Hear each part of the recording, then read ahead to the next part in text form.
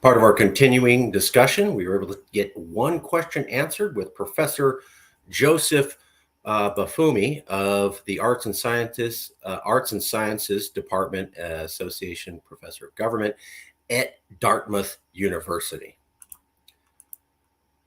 He was a PhD in political science from Columbia University, Master's of Philosophy and Political Science from Columbia University, also a master's and a BA in political science, survey research from the University of Connecticut, and now he teaches at Dartmouth. He works in American government and political behavior, campaigns, and elections. Some of the seminars he teaches are on U.S. presidential primaries, public policy and cross-national perspective, the characteristic American voter through time, the federal budgetary process, political science theories of policymaking within and across three branches of government, myths and realities in public policy solutions, and the size and scope of the United States government. He's also a postdoctorate fellow at Yale University and an adjunct professor at Columbia School of Continuing Education. So very well educated. This was the study that we found the professor at, Leapfrog Representation and Extremism, a study of American voters and their members in Congress, published in 2010. Here's what the study was about. Leapfrog Representation and Extremism, a study of American voters and their members in Congress. We consider the relationship between the preferences of American voters and the preferences of U.S. legislators who represent them. Using an internet-based national opinion survey in conjunction with legislator voting records from the 109th and 110th Congresses, we show that members of Congress are more extreme than their constituents, i.e. that there is a lack of congruence between American voters and members of Congress. We also show that when a congressional legislator is replaced by a new member of the opposite party, one relative extremist is replaced by an opposing extremist.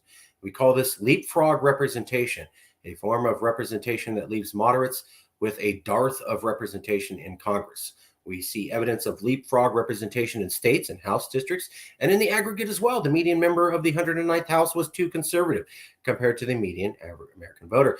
Yet the median of the 110th House was too liberal, also compared to the average median American voter.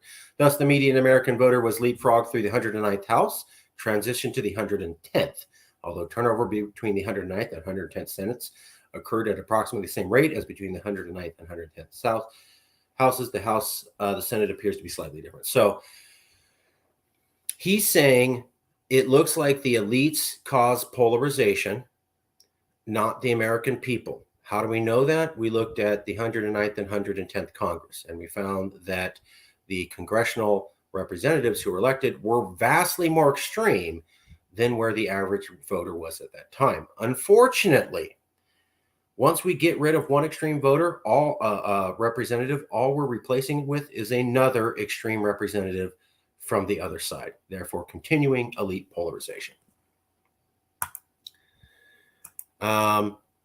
Do you feel polarization is worse now than when you wrote your white paper in 2010?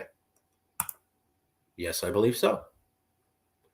So I know it's a small answer, but here, he wrote this paper in 2010 saying we've lost moderate elected officials. We have an extreme elected official in Congress, and they're replaced with another extreme elected official in Congress. Both the extreme elected official on the left and the extreme elected official on the right are more extreme than the average voter. So we have extremes. He's saying it's not really the people, it's the elites, but the extremes seem to jog back and forth between one or the other. And we've basically wiped out any moderation in Congress. That's what he's saying here. And he was saying it in 2010. So in 2010, he was saying it looks like moderates have been wiped out for Congress. It's 13 years later, and I said, is it worse? And he goes, yes. Yes, it's worse now. I believe it's worse now than in 2010. So when we had the highest amount of polarization in officials in Congress in 2010, we are now at a worse level of polarization than then. So when we had super polarized elected official to super polarized elected official with almost a complete dearth of moderates, as he said in this study 13 years ago, it's now worse than that now. Another small data point, but an important one. We'll leave it there and we'll be back with more. Thank you.